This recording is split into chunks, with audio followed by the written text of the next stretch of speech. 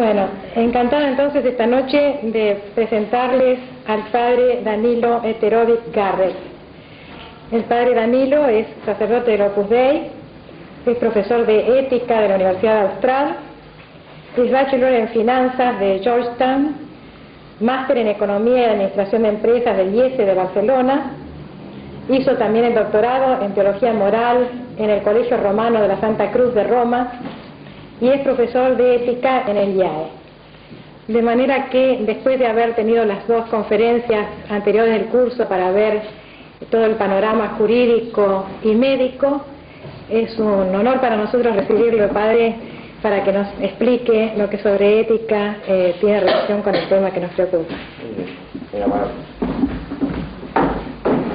Bueno, como habrán observado, no todos los estudios que tengo son relevantes para esta charla, pero sí el estudio, digamos, de los aspectos que tienen que ver con lo que es un ser humano, qué se le puede hacer a un ser humano, qué no se le puede hacer, desde un punto de vista de lo que la conciencia ética de la humanidad juzga que es un ser humano, y sobre todo las razones de fondo, por qué se puede o por qué no se puede. Y esto nos mete, digamos, dentro del terreno inmediato ya de la ética filosófica para la gente, digamos, que solo quiere argumentos puramente racionales.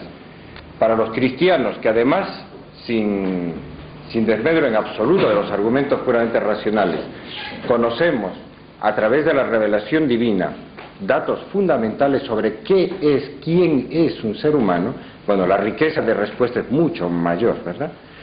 Y para que esto, digamos, no sea un desorden dentro del tiempo que tenemos limitado, lo que pensaba era tratar de desarrollar los siguientes aspectos que se relacionan con la fecundación asistida desde un punto de vista ético.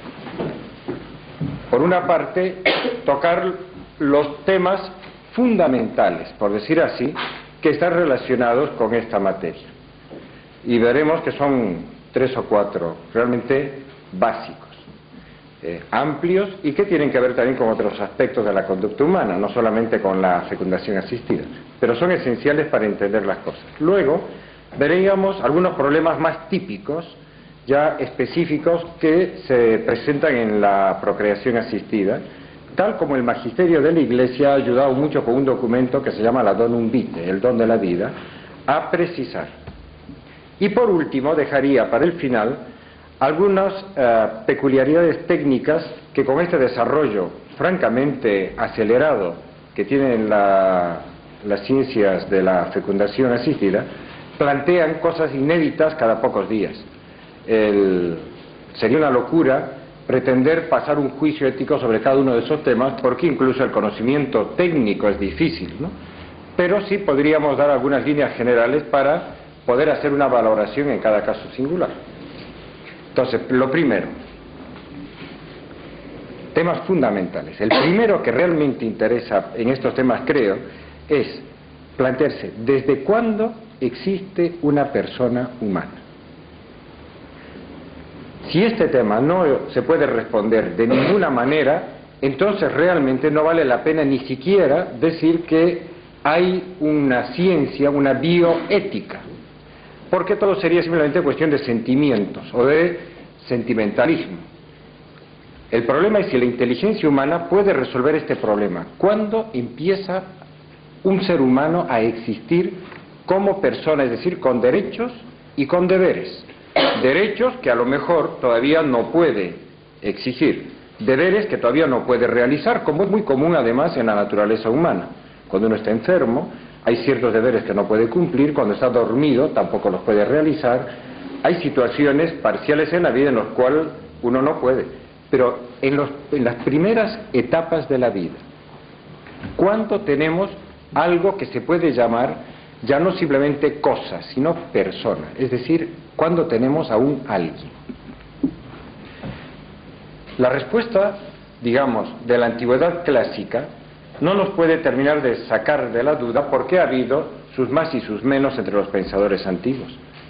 Había culturas que permitían, por ejemplo, el aborto, no lo veían mal. Hoy precisamente tuve el gusto de estar almorzando con un rabino que vino de Nueva York, un hombre muy conocido, Leon Klenicki, que ha publicado hace un tiempo un trabajo muy interesante sobre el aborto en la tradición rabínica en los últimos 2000 años prácticamente, ¿no? Y es interesante de ver cómo masivamente, él ha demostrado, la tradición rabínica ha pensado que el embrión y el feto aún no nacido era parte del cuerpo de la madre, de modo que en caso de problemas se lo podía matar, no tenía ningún problema, y era una opinión de minoría el que tenía algún tipo de derecho igualitario al de la madre, o sea que había que darle por lo menos igual alternativa de vivir.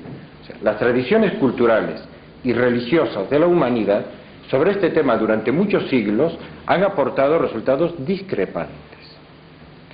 Afortunadamente ha sido precisamente la ciencia moderna la que ha corroborado algo que ha sido doctrina en el mundo cristiano desde siempre, que el ser humano es, digamos, digno de ser respetado como persona, es decir, con derechos y con deberes inalienables desde el primer momento de su concepción.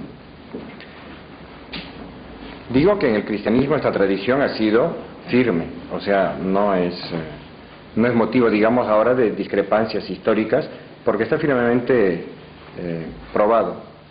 En los escritores del siglo I de la Iglesia ya existen claras condenas al aborto. Y la carta del pseudo Bernabé ya expresamente dice que no hay que matar al niño no nacido.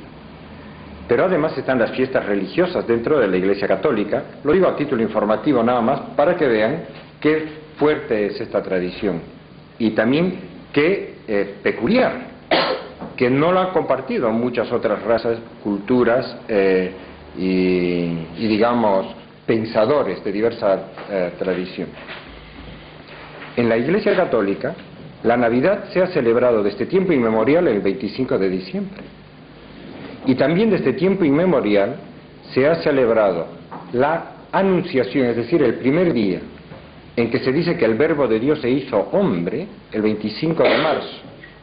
Y esas dos fechas son sumamente reveladoras de lo que es la ley de la fe en la Iglesia. Se dice que Cristo se hizo hombre exactamente 9 meses, el 25 de marzo, antes de nacer el 25 de diciembre. El otro ejemplo también muy llamativo es el que tiene que ver con el culto que se tributa en la Iglesia Católica a la Virgen Santísima, que se celebra su nacimiento, fue hace poco, el 8 de septiembre.